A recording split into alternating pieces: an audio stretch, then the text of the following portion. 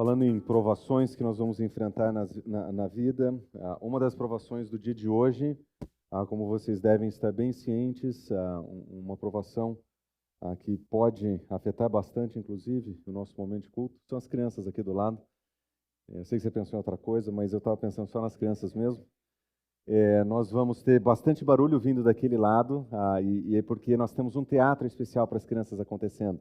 Então, se porventura você ouviu alguns barulhos a mais, alguma gritaria, fique tranquilo, elas estão bem, elas estão felizes, faz parte do processo de provação para a nossa atenção hoje, tá bom? Então, vocês que estão do lado de cá, eu queria dizer para vocês, vocês vão ter mais dificuldade, está vazio para cá, então vocês fiquem à vontade, tá bom? Estudando o livro de Tiago, uma das coisas que nós temos percebido é que o nosso autor ele gosta de nos confrontar. Nós vimos muitas confrontações desse autor já, mas nós também percebemos que, junto com suas confrontações, ele também nos traz conforto. Em especial, na última semana, nós conversamos sobre os benefícios da perseverança. Nós vimos que o nosso Senhor ele tem prazer em abençoar os seus filhos, em particular os filhos que ele chama de fiel, ou aqueles que amam o nome do Senhor. Nós olhamos lá em Tiago, capítulo 1, versículo 12, o texto que diz: Bem-aventurado todo aquele que persevera na provação, porque depois de ser aprovado receberá a coroa da vida que prometeu aos que o amam. E tem uma história muito legal sobre coroa da vida, se você quiser perguntar para a Laura depois, ela tem uma história muito interessante para contar, porque eu usei a ilustração de que no mundo antigo se usavam louros, e ela falou que, na verdade, era uma coroa de lauras, e ela queria dizer que, na verdade, na vida do Gustavo, ela é a coroa de lauras da vida dele. Bom, você já não precisa mais perguntar para ela, que eu já disse o que é, né? Mas a coroa da vida é o resultado daquilo que Deus oferece quando nós perseveramos na provação. Existem benefícios, e o principal apresentado aqui é a ilustração daquilo que nós chamaríamos de vitória, mas dentre todas as palavras que Tiago pudesse usar para descrever essa recompensa generosa e graciosa do Senhor, ele usa a palavra vida. Nós não costumamos pensar assim, mas Jesus Cristo, quando ele morreu no nosso lugar, pagou o preço do pecado, ele o fez experimentando a nossa morte para que nós pudéssemos experimentar a vida dele, a vida eterna, a vida plena, a vida abundante. A experiência dessa vida abundante, ela acontece à medida que nós perseveramos. Nós não estamos falando que a vida eterna é condicional, a vida com o Senhor na eternidade ela é condicional à nossa obediência, mas os benefícios, e os privilégios e o desfrutar, eles são condicionados à nossa obediência, sim. Ele está dizendo, se nós perseverarmos, vida. Ele vai dizer que essa coroa de vida ela está prometida para aqueles que amam o Senhor. E nós percebemos que amor e obediência andam de mãos dadas nas Escrituras. Quanto mais nós amamos, mais nós obedecemos. Quanto menos nós amamos, mais nós desobedecemos. Mas como é típico do nosso autor, ele não poderia somente dar os benefícios da perseverança. Ele também fala sobre os prejuízos da falta de perseverança. E o texto que nós vamos observar hoje, ele conta o outro lado da moeda. Até aqui ele fala sobre provações e dificuldades da vida. Nós pensamos em situações que são externas a nós pensamos em problemas que nós enfrentamos, dificuldades, porque provação traz essa ideia de dificuldade na vida. Mas nós sabemos que o texto não disse que Deus ele manda provações a ter motivo de grande alegria pelos nossos próprios problemas, ou pelas nossas dificuldades, ou pelos nossos pecados. O alvo de Tiago é demonstrar que existe alegria quando nós entendemos o que Deus faz por meio da provação. Mas jamais nós deveríamos ter alegria no processo de passar pelas tentações. Na verdade, o processo da tentação, um convite à prática do mal, é o oposto daquilo que o Senhor espera de nós na vida. Nós vamos passar por isso o tempo todo, nós seremos tentados por todas as coisas o tempo inteiro, nós seremos convidados à prática do mal a todo um momento, mas quando nós falharmos, Tiago vai dizer, nós não vamos poder atribuir culpa ao nosso Deus.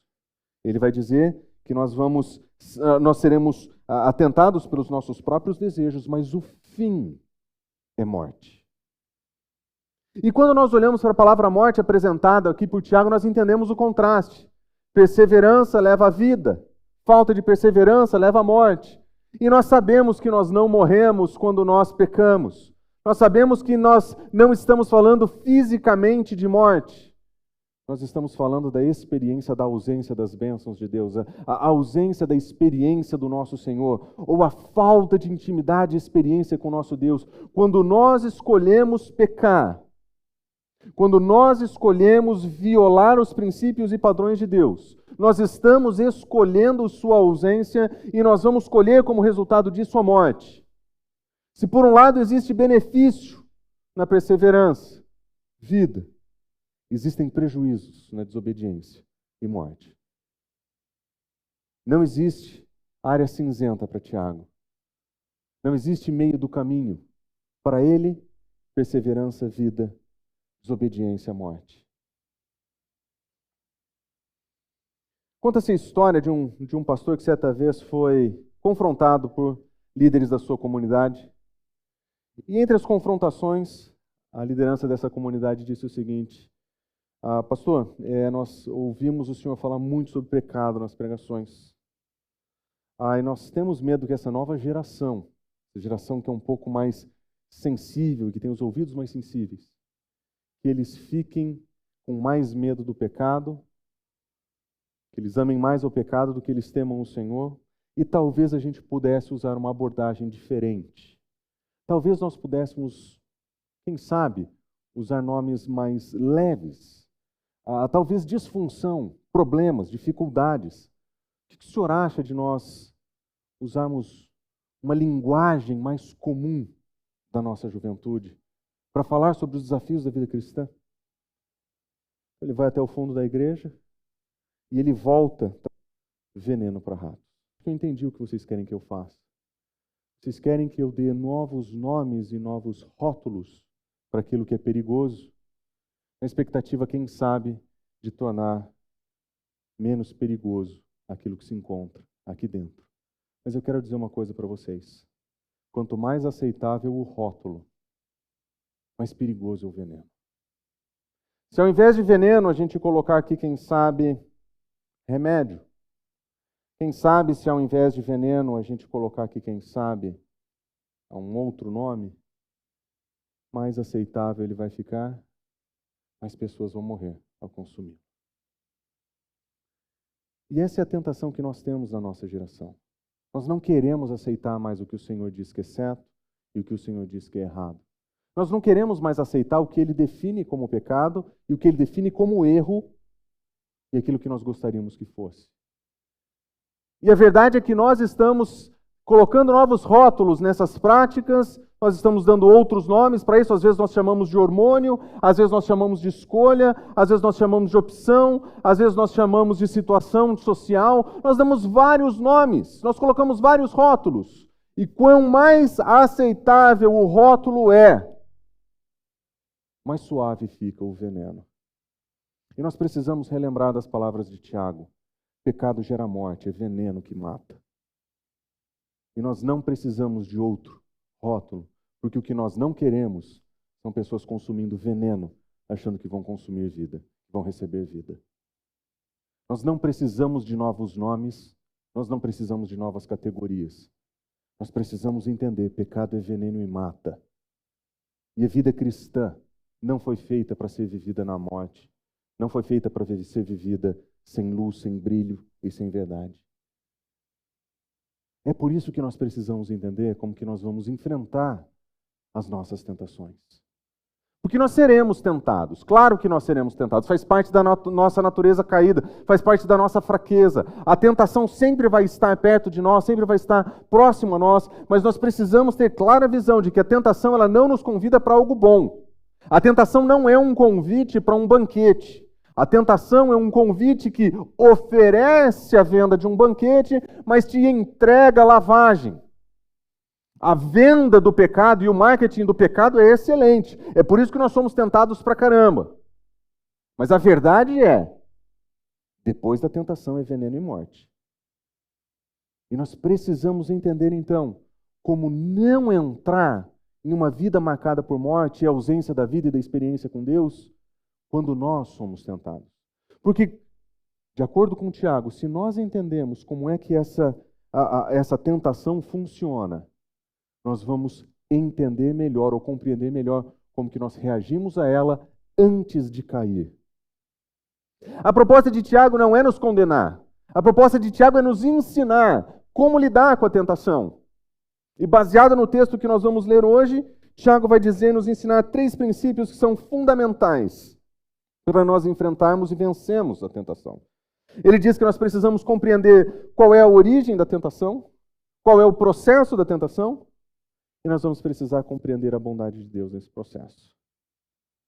A conversar sobre a bondade de Deus nesse ponto vai ser muito importante, porque nós tendemos a acreditar que nas nossas tentações existe uma ausência da bondade de Deus, mas Tiago vai nos mostrar exatamente o oposto. Nós já vimos que o nosso Deus está conosco no meio da provação, mas Tiago vai nos ensinar que a bondade de Deus está disponível quando nós estamos passando pelas tentações. Mas antes de nós entrarmos no texto propriamente dito, vamos orar?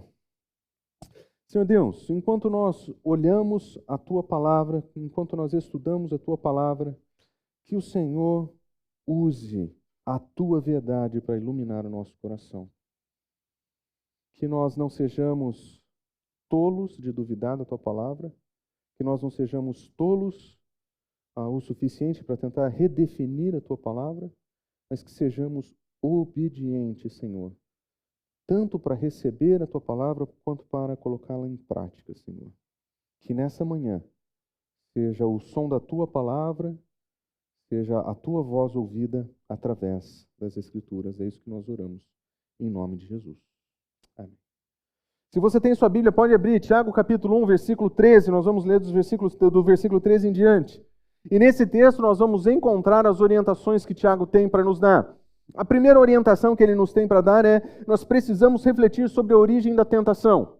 De onde vem essa tentação? Porque quando nós entendemos a sua origem, melhor nós entendemos como evitá-la. E considerando o contexto, nós observamos que certamente o processo da tentação ela tem origem no nosso fracasso.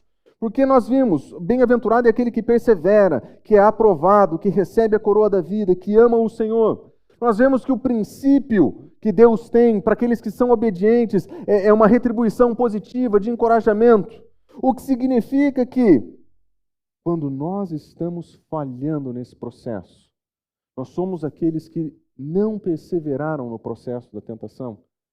Somos aqueles que não são aprovados no período da tentação. São aqueles que não recebem o benefício da coroa da vida, que em última análise manifesta que nós não amamos o nosso Senhor. Se nós quisermos ser profundamente honestos quando nós falamos sobre a origem da tentação, nós temos que começar com os nossos amores, porque nós sabemos que nós não amamos Deus verdadeiramente. Quando nós optamos pelo pecado ao invés da verdade divina, quando nós optamos pelo pecado ao invés da prática da santidade, nós estamos escolhendo amar a nós mesmos, a nossa satisfação, a nossa gratificação imediata, e nós estamos dizendo: mais vale um pecado hoje que uma perseverança amanhã. Nós preferimos isso agora. E essa falta de amor para com Deus talvez seja exatamente o ponto de partida daquilo que Tiago vai nos ensinar. É por isso que no versículo 13 ele diz: quando alguém for tentado, jamais deverá dizer: eu estou sendo tentado por Deus. A origem da nossa tentação não está no Senhor. Às vezes nós nos desculpamos teologicamente dizendo que Deus é soberano sobre todas as coisas. Nós dizemos que Deus criou todas as coisas e Ele me fez assim. Você já ouviu isso? Eu sou assim, eu fui feito por Deus assim, eu não preciso mudar. Ele me ama do jeito que eu sou. Isso não é verdade. É verdade que Ele te fez como você é, com certeza. Mas a verdade é que Ele não quer que você continue como você está. Você, como eu, nós somos uma obra em progresso. Nós estamos sendo transformados à imagem de Jesus. Nós não estamos prontos. O trabalho de Deus na nossa vida não acabou. Na verdade, nós estamos descobrindo que esse processo começa quando nós somos salvos em Cristo Jesus, mas ele se estende por toda a nossa vida e um dia ele vai completar em Cristo Jesus, lá no futuro. Lá no futuro nós estaremos prontos, lá nós seremos perfeitos. Aqui é provação, tentação, luta. Por isso que nós não podemos dizer: eu estou sendo tentado por Deus. Diferente do português, o grego ele pode acumular afirmações negativas, não, mas conjunções negativas, para ser mais preciso. Nós podemos usar em português a palavra não e sermos enfáticos. Nós aumentamos o tom para dizer quando é não ou quando é muito não. Com criança isso é muito fácil. Não põe a mão na tomada. Não põe a mão na tomada, ficou mais enfático. Em grego ele faz não, mas não. E ele coloca 2 vezes não, para você entender que é jamais, é de jeito nenhum. Então é não. Não mesmo. E ele está dizendo, jamais coloque a culpa do seu problema no Senhor. É a nossa falta de amor que nos colocou ali. E nós não podemos terceirizar, porque nós somos bons de terceirizar. Parece que esse é um mal que nos acompanha há muito tempo. Terceirizar é muito fácil. Foi a criação que eu tive. Foi a minha história de vida.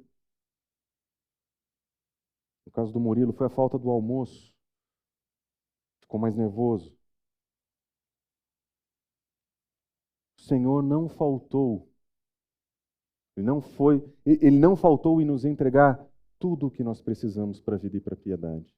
Ele nos deu tudo o que nós precisamos para uma vida santa.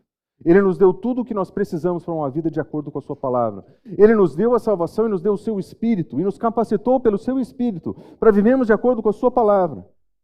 Para que não faltassem princípios, capacidades, para que a gente vivesse a vida que Ele espera que a gente viva. O que significa que quando nós falhamos no processo de santificação e na caminhada com o Senhor, é que nós estamos escolhendo rejeitar a sua palavra, rejeitar o seu Espírito, rejeitar as capacitações que Ele nos deu. Nós estamos querendo o mundo do nosso jeito, ao nosso modo. Quando nós somos tentados, nós não podemos ter a audácia de voltar e dizer, a culpa é tua. Você me fez assim. Você me deu essa família, você me deu essa história. Jamais. Ele diz ainda, porque Deus não pode ser tentado pelo mal e Ele mesmo ninguém tenta. Nosso Senhor, por sua própria natureza, Ele não é tentado ao mal. O que isso significa? Que não existe a possibilidade do nosso Senhor encontrar alguma coisa que diga, talvez eu possa mentir para adquirir isso. Talvez eu possa desfrutar desse prazer que é ilícito para mim. Ele não existe nada no universo que possa tentá-lo a dizer, prefiro este equívoco à minha santidade. O nosso Senhor não tem esse problema. E nós sabemos que o nosso Deus não tem essa dificuldade. Mas o modo como o Tiago nos ensina não é só que ele não tem esse problema. Ele não produz isso nas pessoas. Ele não é o responsável para fazer com que a gente caia. Não é Ele que chega até nós e diz, você está vendo essa situação? Está vendo essa oportunidade? Se você mentir, você vai ser bem-sucedido. Isso não é compatível com o caráter dele. Ele não é a pessoa que vai sussurrar nos seus ouvidos que a sua liberdade no final de semana pode ser usada como você quiser. Aproveita a vida. Vai lá, garanhão. Essa voz não é do Senhor. Essa voz que nós ouvimos com frequência não é do Senhor. De quem é essa voz, então? As Escrituras nos contam que desde o início, a voz da mentira vem sendo sussurrada nos nossos ouvidos pelo próprio Satanás. A serpente, o mais astuto de todos os animais selvagens, Gênesis nos conta, é que o Senhor tinha feito. Ela perguntou à mulher, foi isso mesmo que Deus disse? Não comam de nenhum fruto da árvore do jardim? A voz da mentira sempre vem sussurrada por Satanás. E ela sempre inclui um certo tom de verdade. De fato, Deus tinha dito para não comer de fruta no jardim. Ele tinha especificado qual era. Existia uma que não podia. Mas um pouquinho de distorção é bem convincente. E se nós considerarmos o testemunho das Escrituras, nós sabemos quão ardiloso é Satanás em sussurrar mentiras nos nossos ouvidos. No passado ele fazia isso nas nossas orelhas, hoje ele faz isso através dos nossos celulares o tempo todo. Nós ouvimos mentira o tempo todo. Ele está sussurrando, em alguns momentos gritando, de maneira audiovisual, para demonstrar quais são as mentiras que nós temos que engolir, pecados que nós temos que colocar novos rótulos. O Tiago está trabalhando conosco, lembrando, nós precisamos enxergar o pecado pelo que ele é, e nós precisamos entender que além do nosso coração, além dos nossos desejos que são aqui dentro, da nossa falta de amor, existe uma voz constantemente sussurrando mentiras ao nosso redor. E essa voz é Satanás.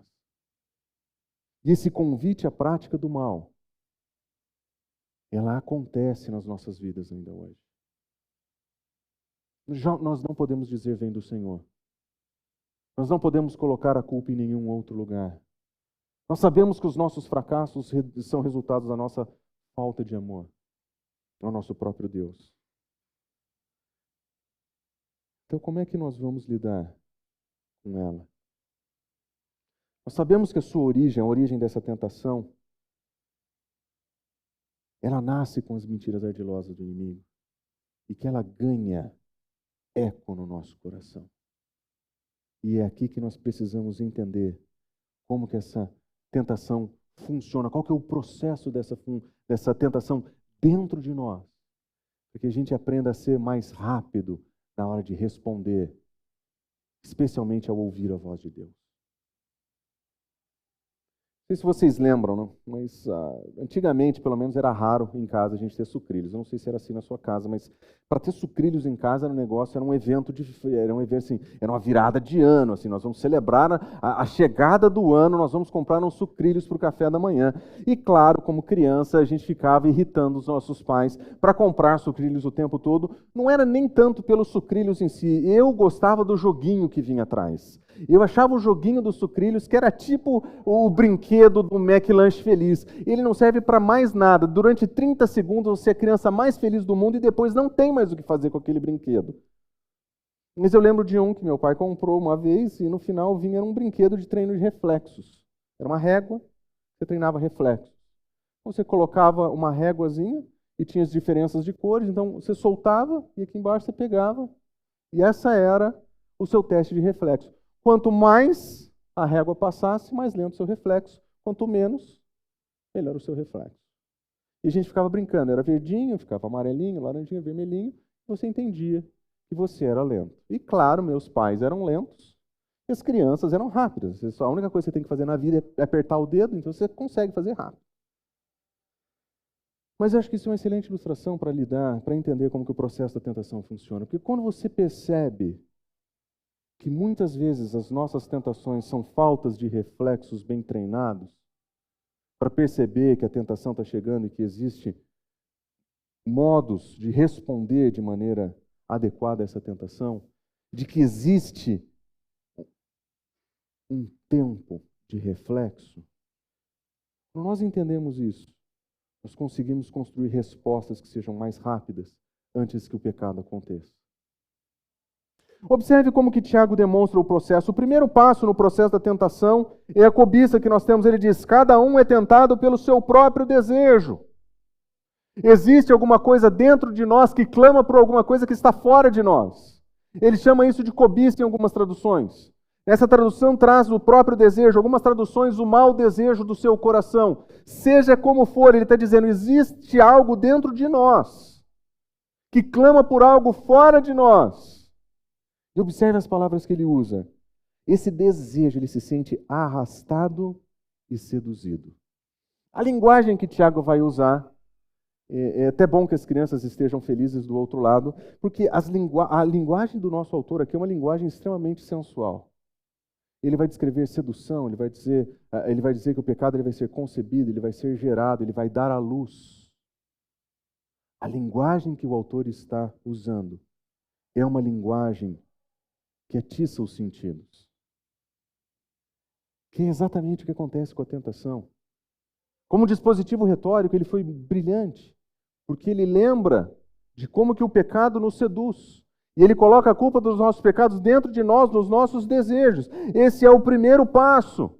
Começa com esse desejo que mora em nós.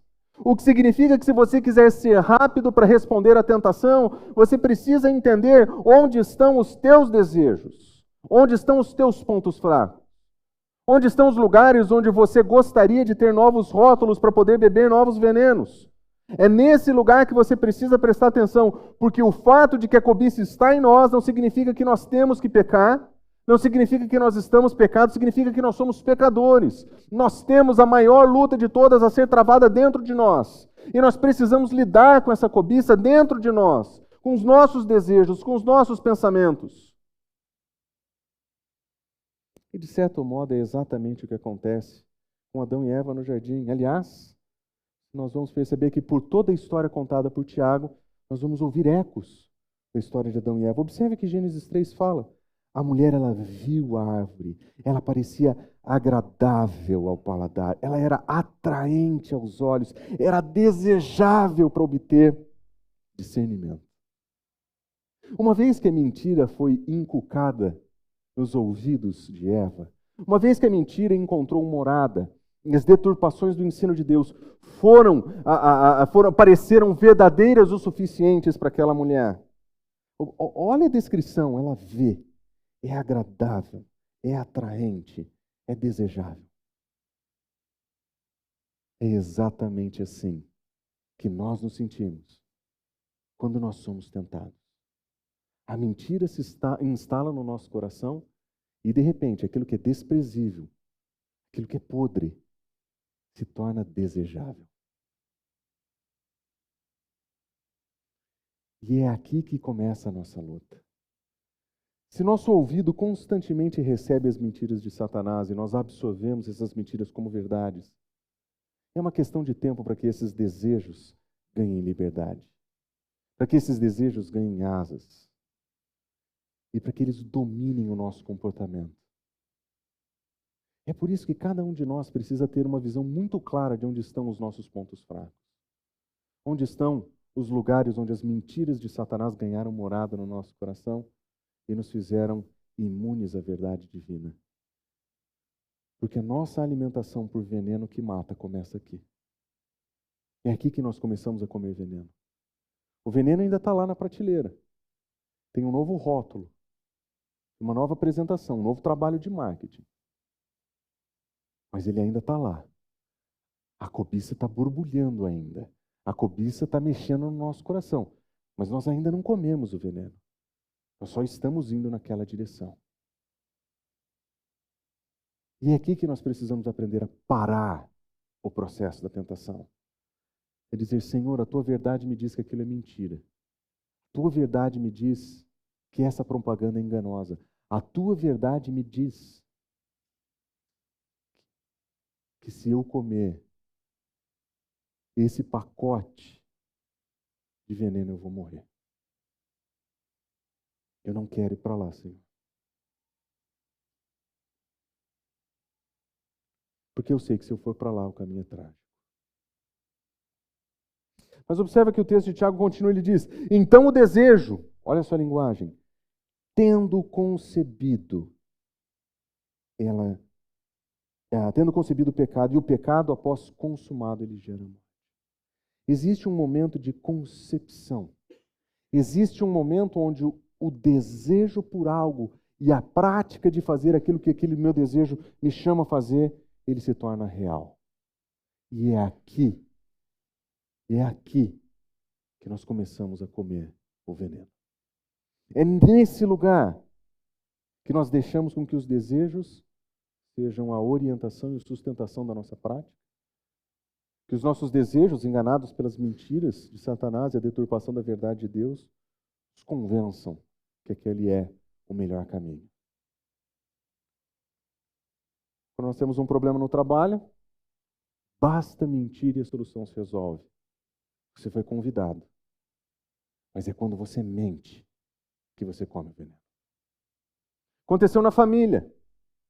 Você teve que sair de casa, teve uma situação bem desconfortável com uma pessoa de outro sexo no seu trabalho. E tudo que você precisa fazer ao voltar para casa é dizer que está tudo bem, evitar contar. Mas você sabe que se você continuar com aquele relacionamento, com aquele contato, você sabe onde isso vai dar.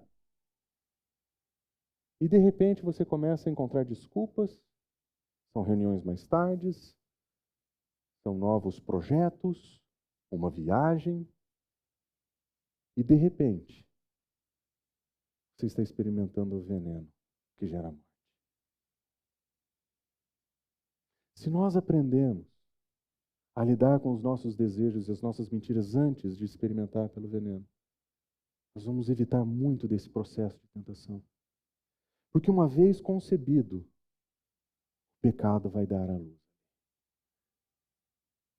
Exatamente o que acontece com a mulher. Ela diz, a mulher viu que a árvore parecia agradável, ela era atraente, era desejável. Então ela tomou o fruto. Ela comeu e ela deu ao seu marido, que comeu também. E é aqui que nós vemos a desgraça começando. E é aqui que nós vemos o processo da tentação sendo consumado, sendo elevado aos seus efeitos. E é possível que nesse momento, no seu coração, ainda você encontre desculpas para o que está fazendo, para aquilo que você está fazendo. Porque ainda naquele momento o prazer parece maior que o prejuízo. Mas com certeza, quando o pecado é consumado, ele gera morte. Na vida pastoral já tive a oportunidade de aconselhar vários casais que passaram por problemas muito difíceis. Mas eu lembro de um testemunho uma vez, de um homem casado, que se permitiu envolver com a mulher do seu trabalho e com ela manteve um relacionamento prolongado de traição. Quando ele finalmente caiu em si, quando ele finalmente entendeu a tolice que ele estava vivendo, ele olhou para trás e ele disse o seguinte: sequer prazer eu tinha. Era tão eufórico, era tão galopante o desejo, era tão inflamado, que sequer prazer ele teve. Mas para ele a pior notícia foi que esse pecado, uma vez consumado, gerou a morte do seu casamento. E tinha filhos. Você tem que olhar no olho do seu filho e dizer: o papai escolheu não gostar da mamãe. Experimenta pensar nessa conversa.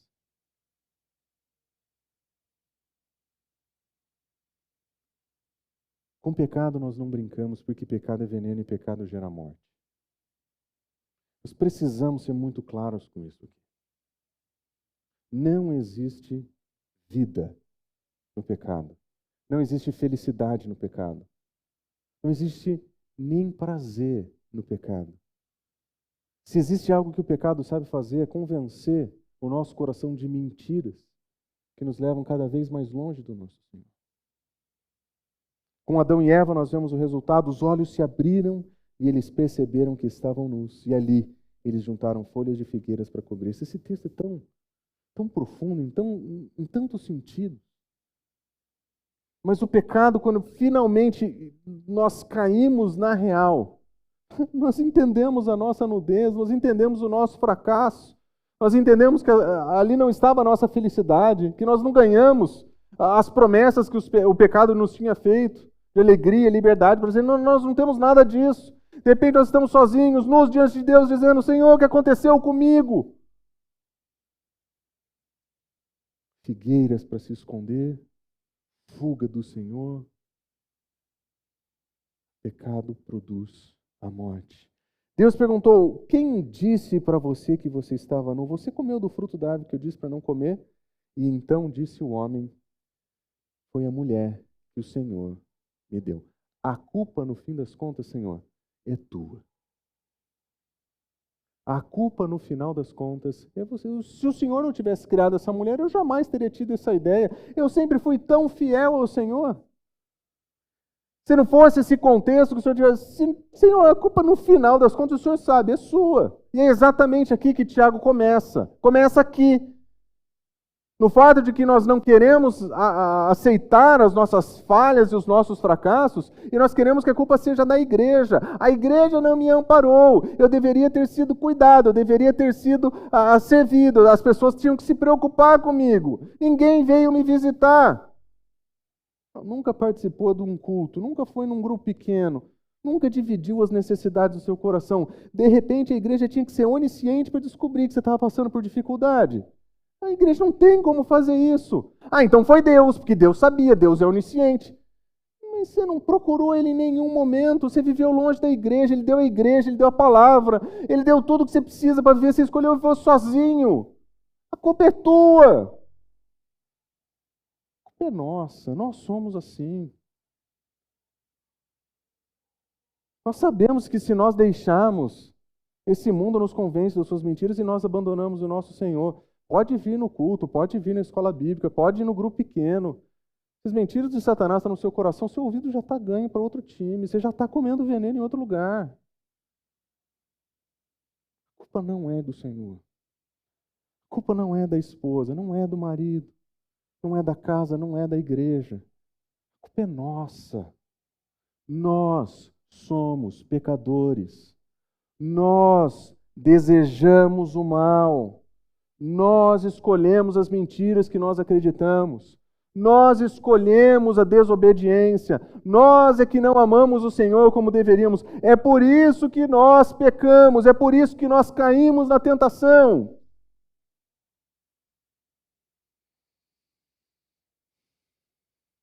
É por isso que a gente precisa lembrar que Tiago nos diz que não basta entender a origem da tentação ou o seu processo. Nós precisamos entender a bondade de Deus nesse contexto. Tiago, ele bateu o suficiente em nós até aqui. Ele usou a história de Adão e Eva como pano de fundo para contar o seu ensino. Ele usa as Escrituras sem dizer que as Escrituras estão sendo usadas ali. Ele nos confronta com a verdade. Mas ele vai continuar fazendo isso, apontando para nós um outro lugar.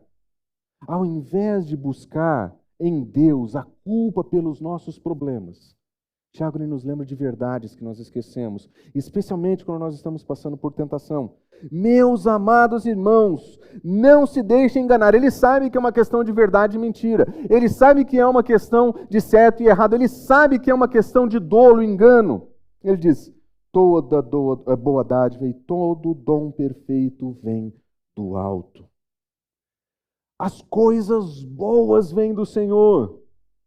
E se vêm do Senhor, muito provavelmente não estão misturados com mentiras. Não são convites para a prática daquilo que ele disse que é mal e ruim. O nosso Deus, ele trabalha de uma outra forma.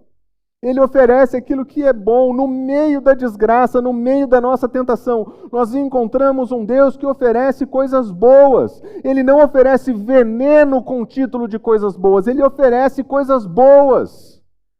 Nós precisamos lembrar que nós temos um Deus que nos dá tudo, nós não precisamos de outra coisa em nenhum outro lugar. Nós não precisamos buscar satisfação nos nossos termos, nós não precisamos buscar satisfação de acordo com as mentiras do inimigo, nós não precisamos, nós temos um Deus bondoso. O nosso Deus, ele se agrada em nos dar coisas boas. E nós precisamos lembrar disso. Nós precisamos lembrar que no meio da nossa situação de tentação e pecado, nós temos um Deus bondoso, pronto a dar aquilo que até mesmo o nosso coração deseja. Nós queremos ser amados, mas é nele que nós vamos ser satisfeitos. Nós queremos ser cuidados, mas é nele que nós seremos satisfeitos. Não nas mentiras que esse mundo oferece, não nos atalhos que esse mundo oferece. Nosso Deus é bom, e tudo que é bom vem dele. Ele diz, ele é o Pai das luzes, ou seja, ele é o Criador de todas as coisas, foi ele que fez os luzeiros dos céus. Ele é esse Deus bom. E muito importante para Tiago, ele diz, ele não muda como sombras inconstantes. Outras traduções, ele não tem nem sombra de variação. E você lembra como que ele descreve as pessoas que não amam a Deus ou que faltam com sabedoria? Que elas são instáveis no que fazem? Que elas, pessoas de mente dividida, que são inconstantes, elas são como onda do mar. Lembra dessa imagem que ele usa? Aqui ele mostra um Deus como um fortaleza. Nosso Deus é fortaleza, ele não é abalado por essas coisas. Nosso Deus é constante. Nosso Deus não é aquele que de vez em quando está bem, de vez em quando está mal. Ele não é como os deuses greco-romanos que se comportavam de acordo com o seu humor. Eles acordavam de mau humor e faziam maldades. O nosso Deus é rocha. O nosso Deus é fortaleza. O nosso Deus é porto seguro. Ele oferece coisas boas e ele não muda. Nós temos nele a estabilidade que nós precisamos para a vida. Nós não precisamos de nada em nenhum outro lugar. É a nossa instabilidade, a nossa fraqueza que nos faz andar como pessoas que não são sábias, que são pessoas de mente dividida, que não sabem o que querem. O nosso Deus não é assim. Ele sabe o que Ele quer. E Ele sabe que tem prazer em abençoar. E Ele está pronto para andar com a gente, para ser porto seguro para a gente no período da tentação. Nós podemos voltar para o Senhor em todo momento do processo da tentação. Ele é bom, Ele é seguro, Ele é porto seguro, Ele é fortaleza. Nós podemos, a qualquer momento da tentação, dizer: eu não quero isso, eu busco o Senhor, eu prefiro o Senhor. Nós podemos voltar o nosso coração ao nosso Deus que nós falamos que amamos. Mas olha como ele continua. Por sua decisão, Ele nos gerou pela palavra da verdade.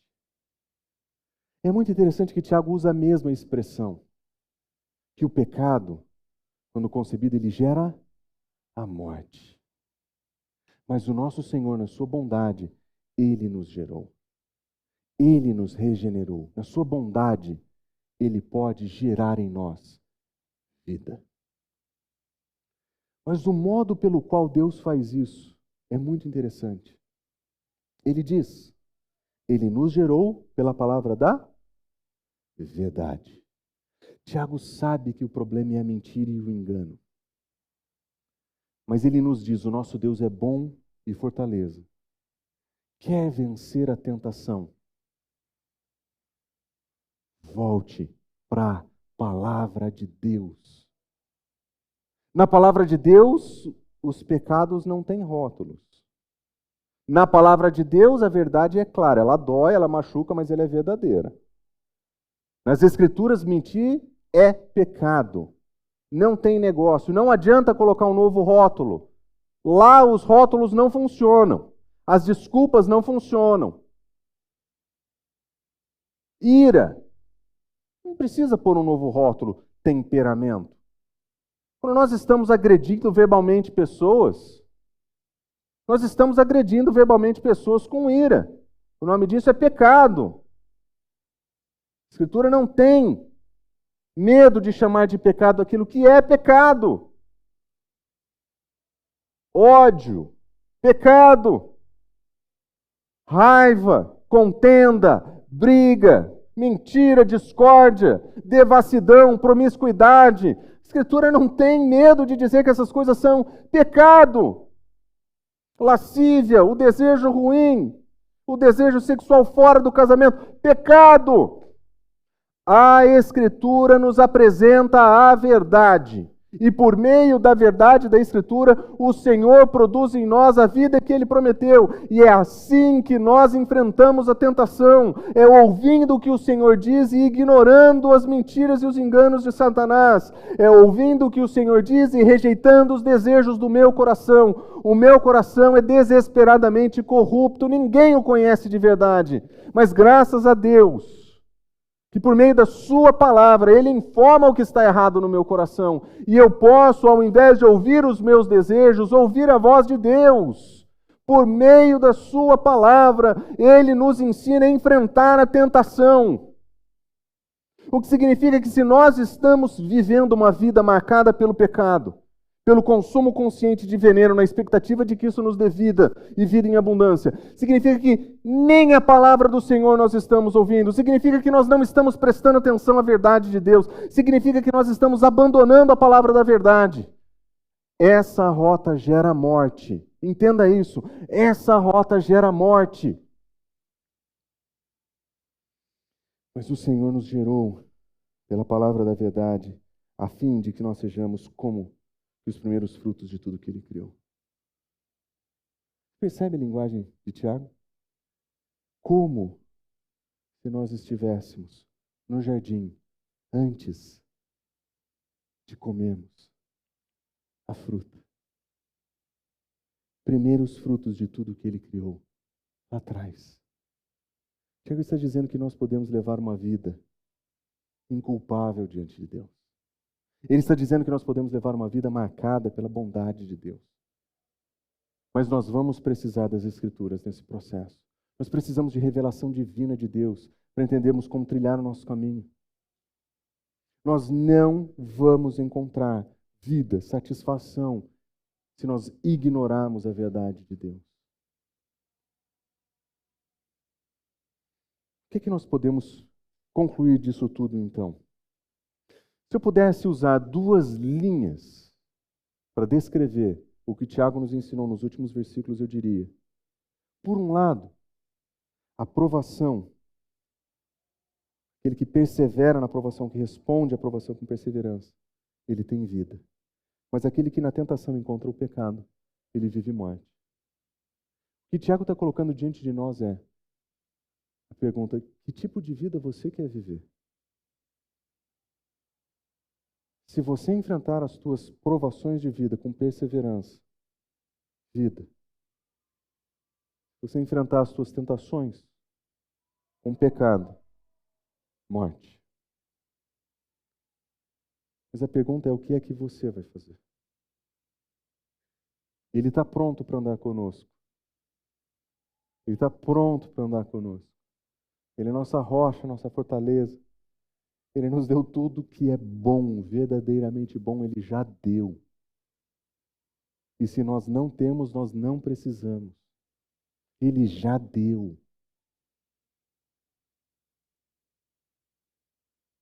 Como é que nós vamos responder à bondade dEle? Como é que nós vamos responder à verdade da palavra dEle? Lembre, não existe veneno inofensivo. Venenos matam. A Escritura chama isso de pecado. E nós vamos chamar também.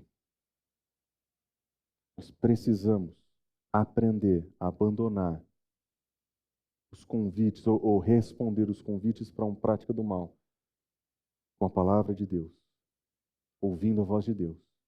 Porque se nós fizermos assim, nós vamos entender onde essa tentação tem origem, como ela se desenvolve no nosso coração. E ao invés de encontrarmos o nosso fracasso, nós vamos encontrar a bondade de Deus. Meus irmãos, esse é o desafio da vida cristã.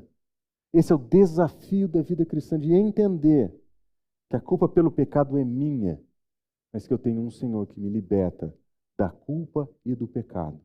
E que na sua bondade me oferece tudo o que eu preciso para a vida aqui, plena com Ele. Para a vida hoje, que é eterna. Esse é o nosso Deus. Se eu pudesse deixar então um conselho escutem a voz de Deus.